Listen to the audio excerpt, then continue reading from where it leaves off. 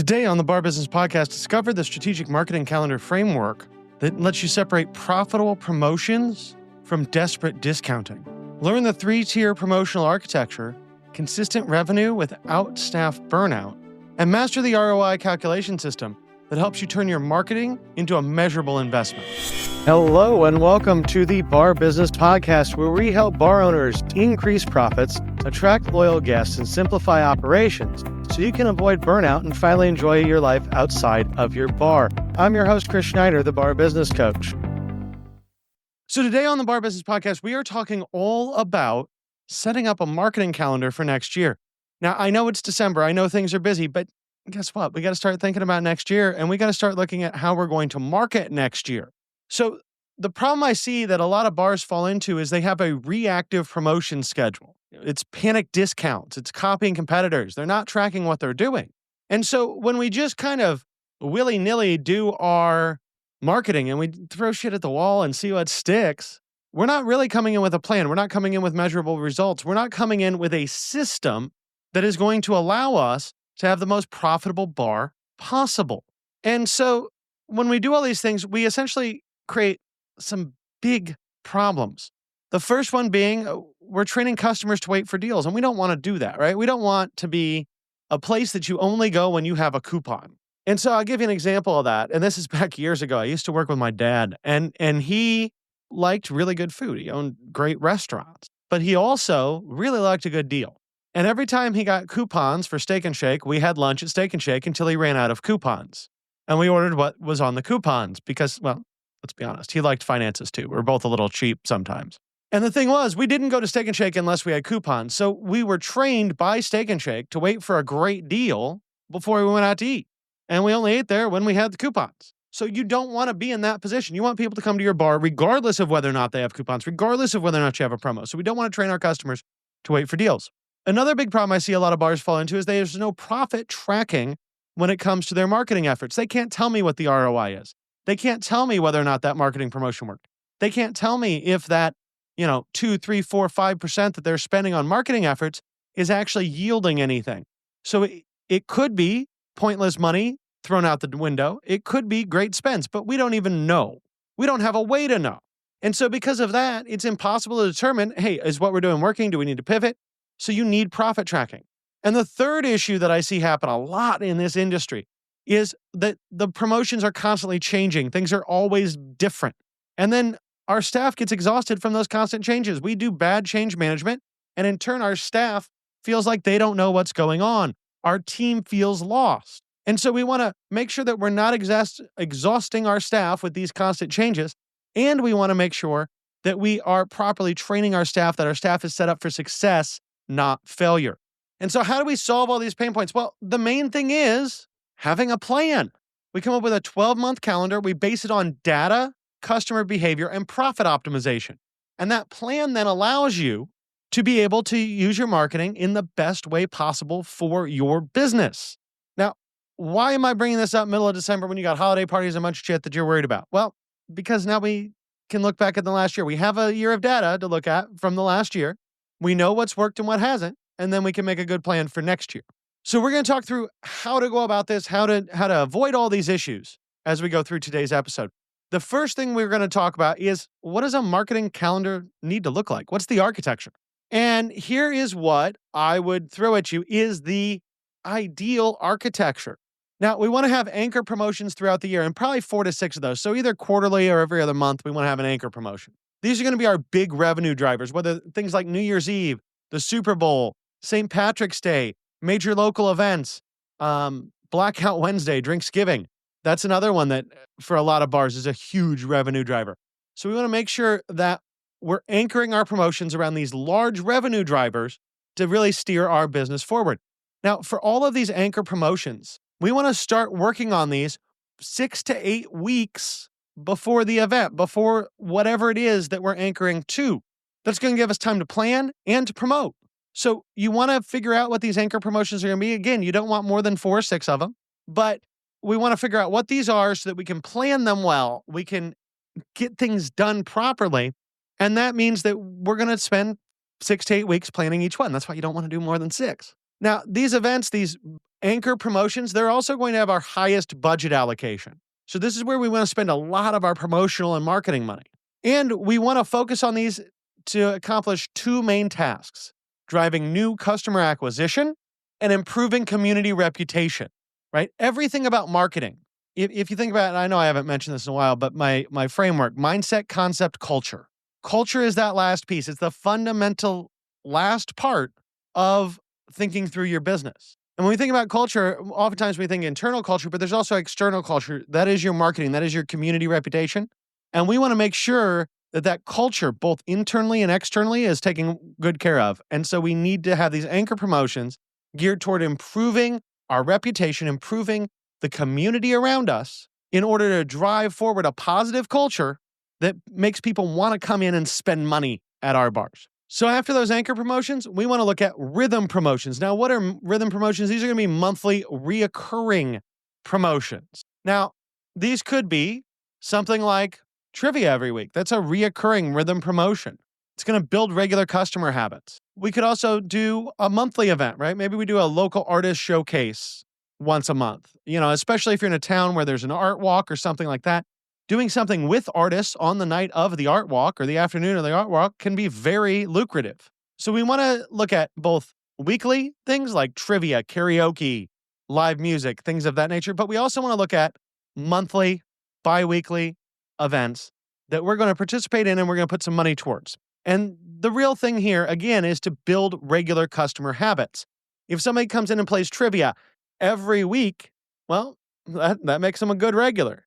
And once we have them coming in for trivia every week, we can work on getting them in twice a week. So these regular promotions, they're going to build these habits with our customers. They have a lower planning burden than, say, our anchor events because these are going to be monthly recurring. So really, or weekly recurring. So you just set them up and then they happen. And we want to focus these largely on our slower nights so that we can build in loyalty and fill those nights, right? Oftentimes, we can try to work on increasing Saturday and making Saturday more productive and really cramming in people and all of that. And that's a good thing to do and something, frankly, you need to do. But at the same time, often we can fill in those slower nights.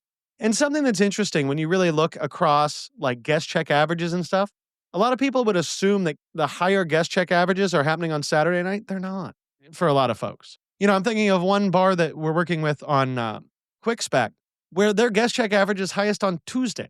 So a customer that comes in on Tuesday, 4 Tuesday customers are the equivalent of 5 Saturday customers when we look at guest check average. So if they can bring in a couple more people on Tuesday, statistically, that's going to work better for them than bringing on people on Saturday. Now, you'd have to figure out determining factors and all that sort of stuff there. There'd be some root cause analysis that needs to be involved. But you get the idea. So we have our anchors, we have our rhythm promotions, then we're going to move on to tactical promotions. These are opportunistic. And these are when we're going to respond to competitor closures, slow periods, sports playoffs, weather. This is just random stuff that we can take opportunity of and use whatever's going on in the world around us to pump up our bar sales. So on these, we're talking generally minimal planning, quick execution, right? Small budgets, lower expectations. And we can do these kind of as calendar placeholders when we're doing our planning and just say, oh, we want to find some opportunistic thing here in May. And maybe May opportunistic, maybe that's Cinco de Mayo, right? Maybe if you have a bar that has a bunch of nerds in it, that's May 4th for the Star Wars thing. But you can find these opportunistic opportunities. That's a weird way to say things. But you can find these opportunities and then you can capitalize on them. So we want to make sure that we are set up for that.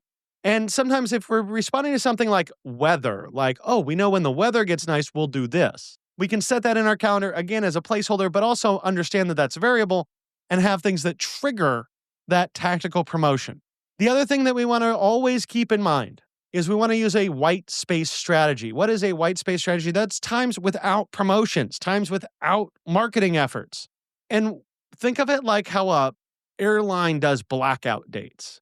When we know we're going to be busy, we don't want to do promotions. We don't want to do discounting. And so generally that's Friday, Saturday night. That's your holiday weeks.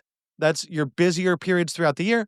And so we want to make this white space partially because we're going to train our customers, right? We talked before about how you can train customers into always looking for a deal, like my dad did with Steak and Shake. But You can also train your customers to understand when it's busy, you're paying full price, is what it is. Sorry, dude.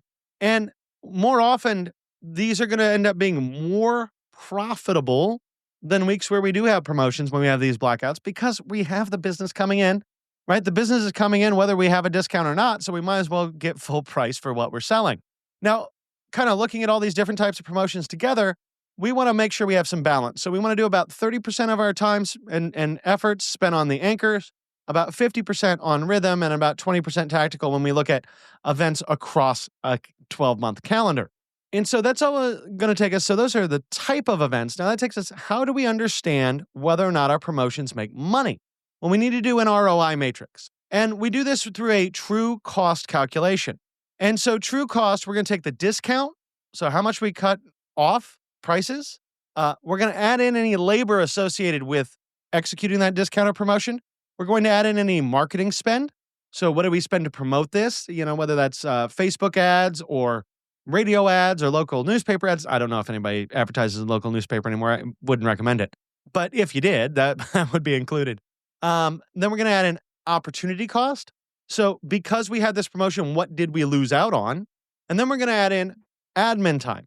And so when we really add all of this together, what we're often going to find is that the real cost of doing a promotion is 2 to 3 times the advertised discount percentage. So if we're saying, save 10%, it's probably going to cost us 20 to 30% to get this done. Now, that just proves that we have to measure this. So we have to understand our true cost so that we know what we're spending. And then we have to look at customer acquisition costs. And we've talked about this before, but the formula for customer acquisition cost is total promotion cost divided by new customers acquired. And kind of the benchmark for bars and restaurants, you're looking about $15 to $30 for hospitality as a whole. Now, when we discount heavy, we have low lifetime value deal seekers. But when we have an experience-based offering, we're going to have quality customers who return at full price. So that's again why we don't want to just coupon the shit out of everything. But you need to know that customer acquisition cost because that's going to say, okay, look, if I'm spending more than $30 or $40 to get a client in the door, I'm probably not making money, right? I'm probably losing money through my marketing efforts. And I don't know about you, but generally speaking, I'd want to change that. Then we can look at customer lifetime value versus one-time transaction value. So when we're talking lifetime value, we're going to take the average check times the number of annual visits times the years someone is a customer. And what we can do is use our lifetime value to justify our customer acquisition cost. So for example, if we know that a customer, our average check is, let's say, $10. We're going to use super easy math here. And that customer comes in 10 times a year and is a customer for 10 years. 10 times 10 times 10 is 1,000. So a customer that spends $10 10 times a year for 10 years is worth $1,000. Right? Now, obviously, that math is never going to be quite that simple. That was kind of a bad example, but that's just to show you this equation. What we want to look at is, okay, if it costs me $1,000 or if the customer lifetime value is worth $1,000 and it costs me $30 to bring them in, that's not bad, right? That's 1/3%. Pretty good spend. But if somebody comes in once and their lifetime value is $50 and I spent $30 to get them in the door, well, I just lost a lot of money. Our goal here goes back to something we've talked about a lot of times. You want about 80% regulars, about 20% new customers all the time. Because loyal regulars are always going to be better than first-time deal seekers or one-time deal seekers or regulars that only come in when they get a deal because that lifetime value is going to be higher and that's going to offset the customer acquisition cost required to bring that guest in the door. Now, let's talk real quick through a couple of margin protection strategies. And I think the thing to remember here is that you never want to discount a full menu, right? Never discount everything. When you go to discount, hopefully you've been doing some menu engineering. You understand what are my high margin items? Because guess what? If I know that on 10% of the menu, my margins are way higher than the other 90% of the menu, I'm going to discount that 10% of the menu. Why? Because it brings you in the door and I'm still making money. Food and beer promotions tend to work better than liquor discounts. I'll say that again. Food and beer promotions tend to work better than liquor discounts. Why? Because people that are going to buy liquor are going to buy liquor. Now, can you do a cocktail special night on a Tuesday? Sure. I'm not saying always just do food and beer promotions over liquor. But what I am saying is food and beer promotions are going to bring people in the door. And generally, the people that are coming in for food and beer, one of their friends is going to drink liquor, so you keep that at full price. It kind of works out for you. but it's definitely something to consider. And that may not be true for everyone, but that's kind of a general rule of thumb that I look at. You can bundle promotions, so discounts on packages, not individual items. I used to love to do that, especially football Sundays. I would always do, a pitcher of beer and a pizza as a deal. And it turns out you don't have to mark off much of your price to get something that's a really good deal that people are very into when you do these kind of bundle promotions. Also, make sure that your promotions are relying on time restrictions, whether that's something like happy hour where we're looking at time of day, or, it's 3 days only or something, limited time type offers. Now, when we look at just really quick ROI in different types of promotions, here's what we tend to see in the industry. Experience-based promotions, live music, trivia, karaoke, those typically have a positive ROI. Happy hour, it's margin protected, it's incremental traffic. If you do it right, that tends to have a higher ROI. Food specials for slow nights can help you do break evens. It can help you build awareness. It's not necessarily going to have the best ROI. Now, we have talked about doing lost leader type food promotions during the week to fill like a Tuesday. That does tend to have pretty good ROI. But food specials, you have to be careful with. The ROI there can vary. When we look at things like drink specials, ladies' nights, that's going to get into your ROI a little bit. It all depends on how you execute them. I am a big fan of having daily drink specials, but you want to organize those properly in order to make sure that you're not cutting into your ROI.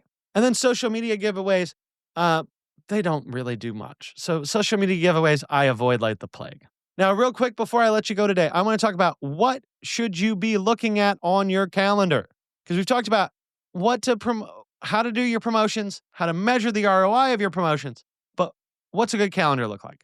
Well, I always like to look at things quarterly. So like if we're talking Q1, January, people have New Year's resolutions, focus on wellness, maybe do a light menu, maybe do mocktails. Because we all know Gen Z ain't drinking, and probably a lot of them are going to have a New Year's resolution to drink less or not drink.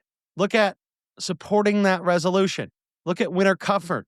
Your customers, some of them have holiday money. So that's going to help their spend potentially in January.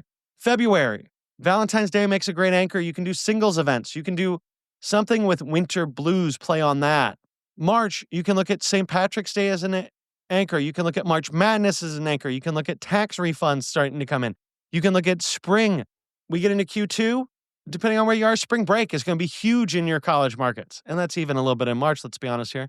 You also have Easter and Passover, which, let's be honest, tend to hurt bars, not help them. But you can look at doing promotions around that. You could also be in your patio opening in April or later in Q2, depending upon where you are in the world. May, June, if you're in the US, Memorial Day, right? Huge start of summer. We're starting to get into summer concerts, seasonal cocktails, fruit, sweetness, fresh flavors. All of that stuff works great in Q2 as things are warming up. Q3, in the US, we got the 4th of July as an anchor. Depending on where you are, if you're in Europe or someplace, the solstice can be a great anchor. That's right around the same time. But we're talking outdoor events, potentially extended hours, more outdoor seating, outdoor activities, cornhole tournaments, volleyball, things like that we want to promote then. Then we get into September towards the end of Q3, and we're talking Labor Day. We're talking back to school. We're talking fall flavors, pumpkin spice. I hate pumpkin spice, but pumpkin spice. Put it on your freaking marketing calendar. Q4, October, November, Halloween, Thanksgiving. We have football getting into full gear. In December, we have New Year's Eve. We have Christmas, we have office parties, we have gift cards, we have festive atmosphere that we have to promote. So all of that should be on your marketing calendar, and that's just a really quick talk through of some different things you could look at. Now, real quick, before I let you go, I want to give you an implementation roadmap to getting this marketing calendar put together. So this month, I want you to do a 4-hour session, right? Take 4 hours sometime between now and the end of the year. Get yourself, your managers together. Pull a full year of POS data so you know what's going on. Look at the events you did, the promotions, the discounts, the couponing that you did last year, or this year, I should say. See what its impact was on your business. Pull all that information together. When you do that, then we're going to plan out our anchor events. We're going to plan out our opportunistic events that we could do. We're going to plan out our rhythm of promotions, the things that are happening every week or every month. We want to design those rhythm promotions for the slowest period. We want to budget marketing spend by quarter, and we want to create our Q1 promotional briefs. Basically, we want to get Q1 done. Now, after Q1, when we get into Q1, so January, March, We're going to launch a new year rhythm promotions. Anything that we're doing, anything that we're changing, we're going to do that with a lot of fanfare. We're going to test tactical promotions on slower nights to see what happens. We're going to track the ROI weekly, and so we can adjust what we're doing quickly. And that's going to help us establish systems and baseline data. Now, once we do this in Q1, we're off to the races. And as long as we keep this going every quarter, we're not going to fail. We're going to have a great promotional standpoint to make our bars better than they ever have been before. And once we get through Q1, it's really just this ongoing management. So we're going to have a calendar that we share with all the managers that we're looking at. Anchor events, we're going to be looking at 6 to 8 weeks ahead. Rhythm events, promotions, we're going to look at monthly. Tactical, we're going to make weekly decisions on.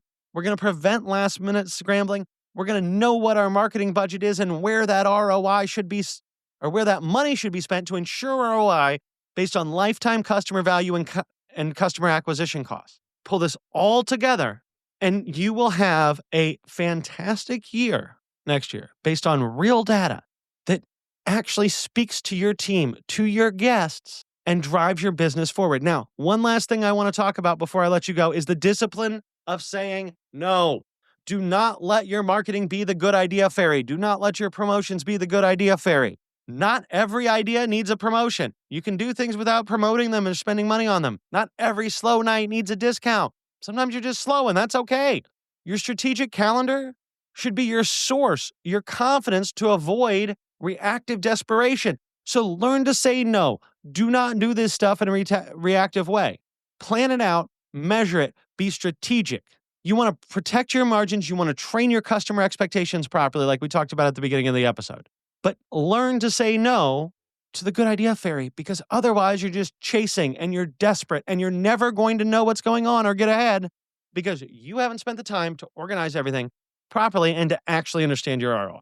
So to wrap us up for today, remember our framework. We want anchor, rhythm, tactical, and white space when it comes to our promos and discounts. When we measure ROI, we need to know true cost so we can look at lifetime value and protect our margins. We want to make sure that we are thematically aligned with seasons with each quarter as we go through. We want to have a good budget in place based upon what we know our results are from that ROI calculation. And the action you need to take this month is to block out 4 hours, pull the data, and build your 2026 calendar. If you need assistance with that, reach out. I'm more than happy to help out. I enjoy this kind of marketing planning, and I enjoy making sure that it's actually going to work for you in a way that produces great results for your bottom line. That about wraps it up for today. If you enjoyed today's insights, make sure you like, subscribe, and leave a review. If you are ready to take your bar to the next level, schedule a strategy session with me by clicking the link in the show notes below. Until next time, have a great day, and we will talk again later.